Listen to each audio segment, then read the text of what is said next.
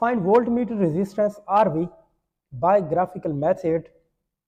अगर तो आ जाता है कि ग्राफिकल मेथड को इस्तेमाल करते हुए वोल्ट मीटर की रेजिस्टेंस मालूम करें, तो फिर हम रेजिस्टर आर और 1/v के दरमियान ग्राफ को ड्रा करेंगे और वहाँ से हमें पता चलेगा कि वोल्ट मीटर की रेजिस्टेंस कितनी है। लेकिन अगर ग्राफिकल मेथड नहीं आता तो फिर हमें ये ग्राफ बनाने की ज़रूरत नहीं है। इसका दूसरा सिंपल भी मेथड है जिसको इस्तेमाल करते हुए हम आर वी फाइंड आउट कर सकते हैं। बहरहाल मैं ग्राफिकल मेथड से भी आपको करा दूंगा और इसी वीडियो में हम दूसरा सिंपल मेथड भी इस्तेमाल करेंगे जहां से हमें वोल्ट मीटर की रेजिस्टेंस का पता चलेगा। ऑपरेटर्स के लिए हमें चाहिए वोल्ट मीटर, इलेक्ट्रिक की, हाई रेजिस्टेंस बॉक्स और साथ में पावर सप्लाई हो तो ठीक है, नहीं तो double cell box with cells चल सकता है, 2 सेल्स विद बॉक्स।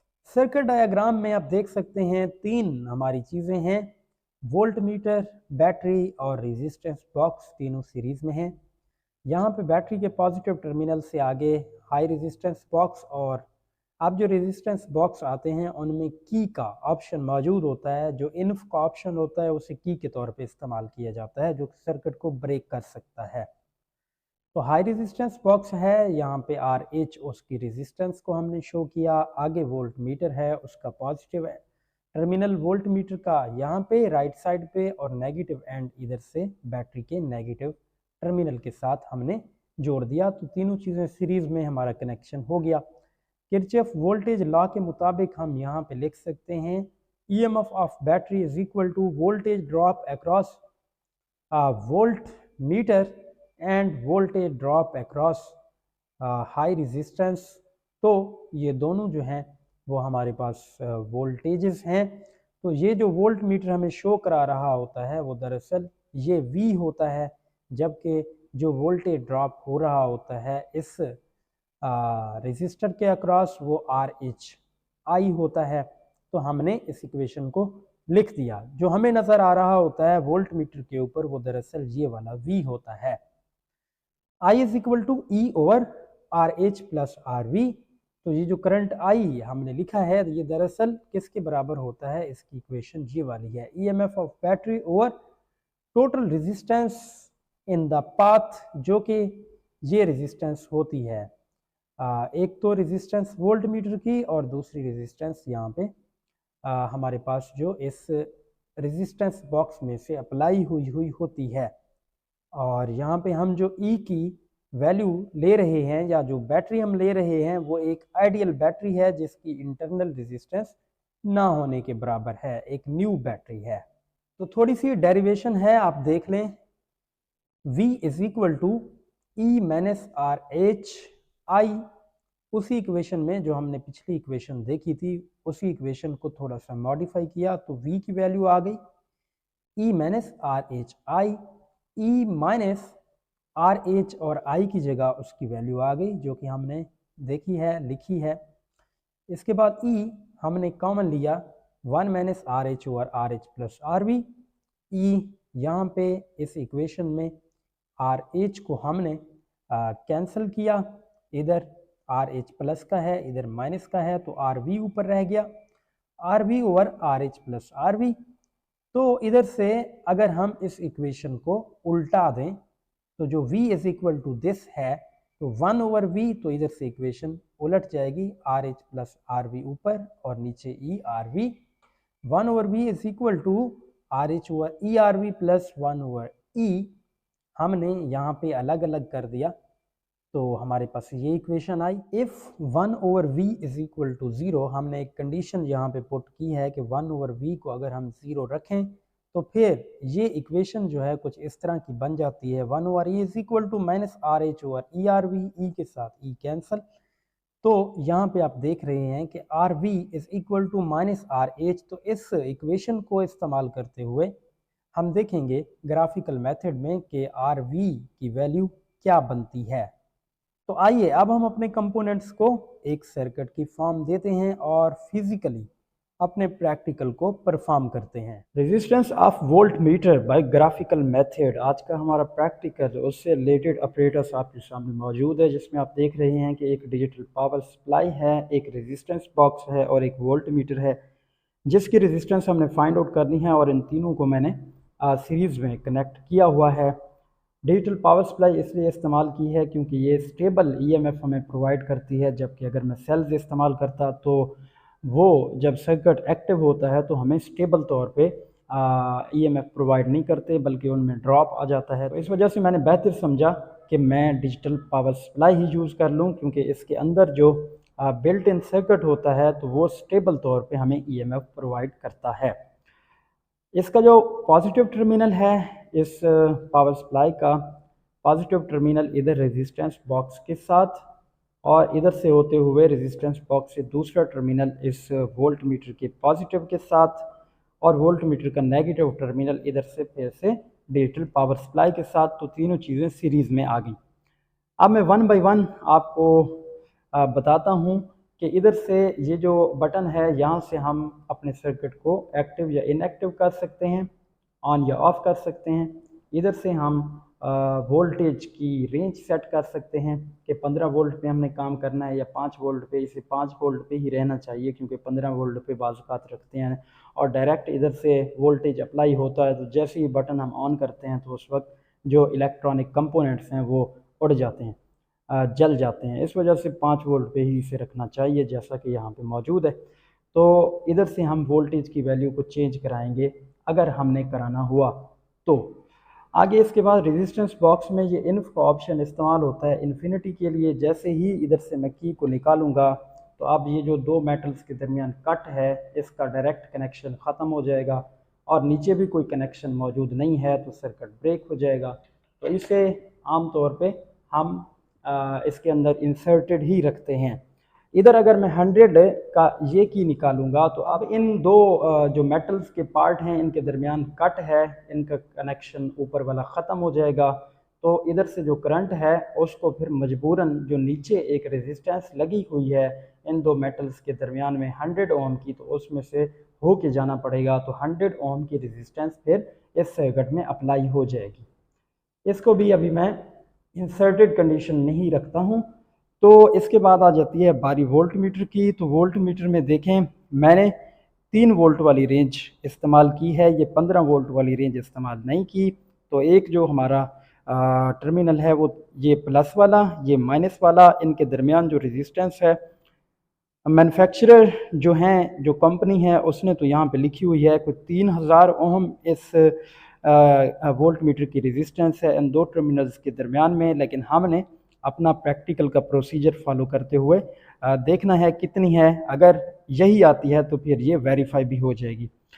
तो इस वोल्ट मीटर को रीड करते हुए या इस्तेमाल करते हुए आपने जो अहम काम करना है वो ये कि इधर से जैसे जैसे कीज़ आप निकालेंगे इधर से वैल्यूज़ चेंज होंगी। तो कोशिश करें कि ये जो नीडल है वो यहाँ पे जो लाइंस मौजूद हैं उनके बिल्कुल ऊपर ही रहे। अगर दरमियान में होगी तो फिर हमें अंदाज़ा करना पड़ेगा और अंदाजे से फिर हमारा आंसर जो है वो गलत भी आएगा। तो कोशिश करें कि रेजिस्टेंस जैसे जैसे निकालें तो वहाँ पे ये जो नीडल है वो बिल्कुल अलाइन हो जाए किसी ना किसी इन डिवीजन्स के साथ में। तो सबसे पहले मैं ये इन्फ का जो की है इसको मैं यहाँ पे निकाल लेता हूँ ताकि अगर वोल्टेज की रेंज ज़्यादा सेट हुई हो तो वोल्ट मीटर के ऊपर कोई असर ना पड़े। इस वजह से मैं इसे इधर से फिर ऑन करता हूँ। यहाँ पे देखें तो ये 2 वोल्ट अप्लाई हुआ है, 2 वोल्ट का मैंने जो है वो इनपुट वोल्टेज दिया हुआ है। तो इधर से हमारे सर्किट में आ रहा है लेकिन इधर से अभी ब्रेक है। तो इधर से मैं इस की को इंसर्ट करता हूँ तो आप देख रहे हैं कि ये वोल्ट मीटर भी हमें 2 वोल्ट की वैल्यू को शो करा रहा है। जो पहली हमारी ऑब्जर्वेशन है वो होगी 900 ओम पे, क्योंकि मैंने पहले से चेक किया हुआ है। तो यहाँ पे आप देख सकते हैं 500, ये 200 और ये 200। तो यहाँ पे आप देखें वैल्यू जो है वो 2 वोल्ट से नीचे 1.5 वोल्ट पे आ गई। तो हमारा पहला पॉइंट नोट हो गया कि 900 ओम के ऊपर जो वैल्यू है वो 1.5 वोल्ट के ऊपर आ चुकी है। अब दूसरे पॉइंट की तरफ चलते हैं। दूसरा पॉइंट जो हमारा आता है वो है 2900 ओम। अब इसमें से मैं ये 2000 को करता हूँ, इसके बाद 500 को करता हूँ तो 2500, 2700 और ये 2900 ओम पे आप देख रहे हैं कि ये पूरी अलाइन हो गई है 1 वोल्ट के ऊपर। तो 900 ओम के ऊपर 1.5 वोल्ट और अब 2900 ओम के ऊपर इसकी जो वैल्यू है वो 1 वोल्ट पे आ चुकी है।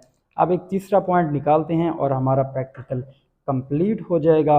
और जो तीसरा पॉइंट है वो है आपके पास 8700 ओहम।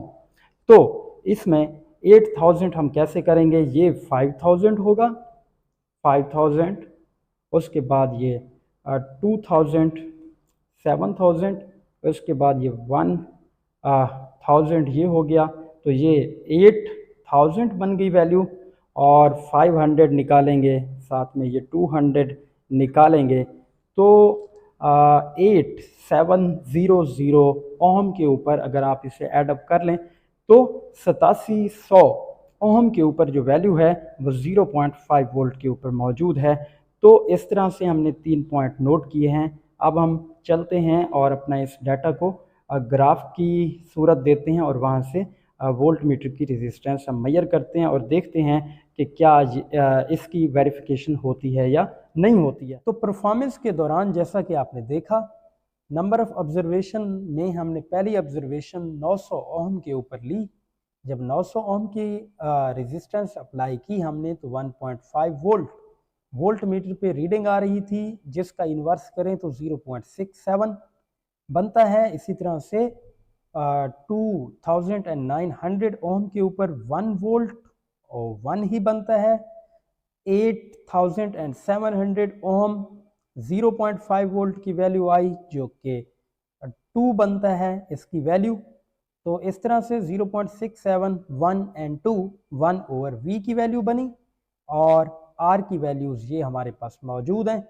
इन दोनों को इस्तेमाल करते हुए हम एक ग्राफ ड्रा करते हैं और RV की वैल्यू को फाइंड करने की कोशिश करते हैं। तो हमारे डाटा के मुताबिक आप ग्राफ देख रहे हैं जहाँ पे एक्स एक्सिस के ऊपर अप्लाइड रेजिस्टेंस है और हमारा स्केल -10,000 से 10,000 तक है, जबकि वाई एक्सिस पे 1 ओवर V है और हमारा स्केल 0 से लेके 2.5 तक है।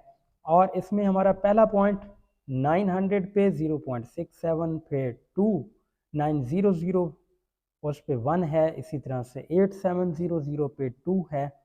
तो हमने इन तीनों पॉइंट्स को जब एक लाइन के ज़रिए से आपस में कनेक्ट किया तो उस लाइन ने इस एक्सिस को -2900 के ऊपर इंटरसेक्ट किया। तो यहाँ से हमें पता चला कि ये जो हमारे पास RV की वैल्यू है वो तकरीबन 2900 ओम है, मीन्स 3000 ओम के राउंड अबाउट है। RV without graphical method, simple method के ज़रिए हम RV की वैल्यू को मालूम कर सकते हैं। हाँ, ये एक टेक्निकल पॉइंट है, आपको समझना लाजमी है। सर्किट डायग्राम बिल्कुल वही है, आपको ये पॉइंट समझना लाजमी है। जब भी किसी सर्किट में हम रेजिस्टेंस की वैल्यू को डबल करते हैं तो पोटेंशियल ड्रॉप हाफ हो जाता है।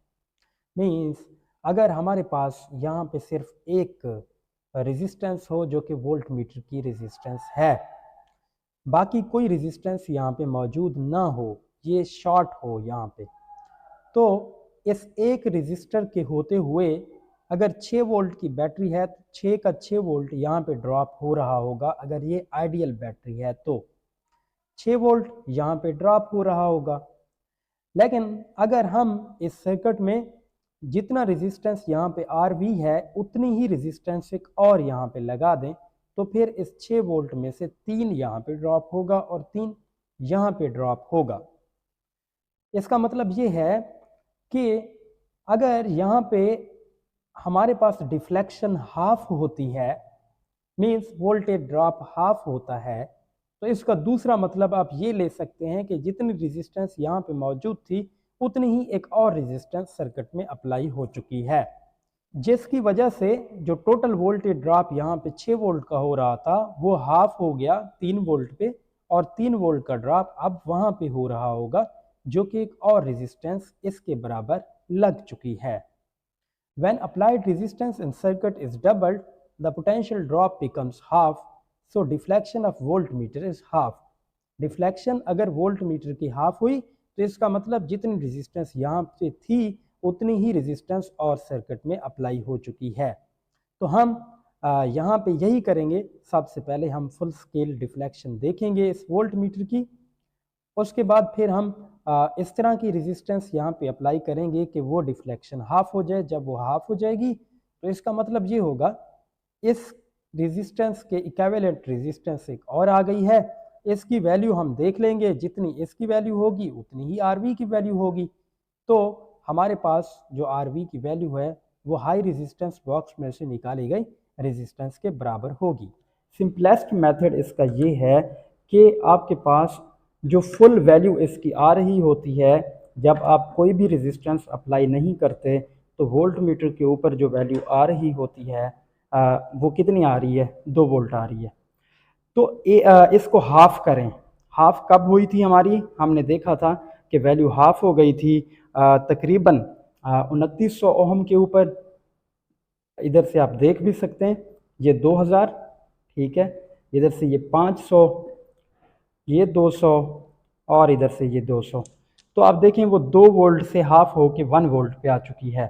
तो हाफ वैल्यू जहाँ पे हुई तो उस वक्त जो रेजिस्टेंस बॉक्स में से रेजिस्टेंस की वैल्यू होगी वही दरअसल इस वोल्ट मीटर की रेजिस्टेंस की वैल्यू होगी। तो ये एक डायरेक्ट मेथड है जिसके ज़रिए से हम इसको डायरेक्टली भी मेजर कर सकते हैं कि इस वोल्ट मीटर की रेजिस्टेंस की वैल्यू कितनी है। आमतौर पे ये 3000 है और इसमें भी फ्लक्चुएशन आ सकती है, ये वैल्यू कांस्टेंट नहीं होती, इसमें 101 ओम का ऊपर या नीचे हो सकता है। और हमने इधर वेरीफाई किया कि जैसे ही 2900 ओम हमने अप्लाई किया तो उधर से वोल्टेज की वैल्यू हाफ हो गई। तो इसका मतलब ये है कि इस वोल्ट मीटर की जो वैल्यू है वो तकरीबन 2900 ओम है।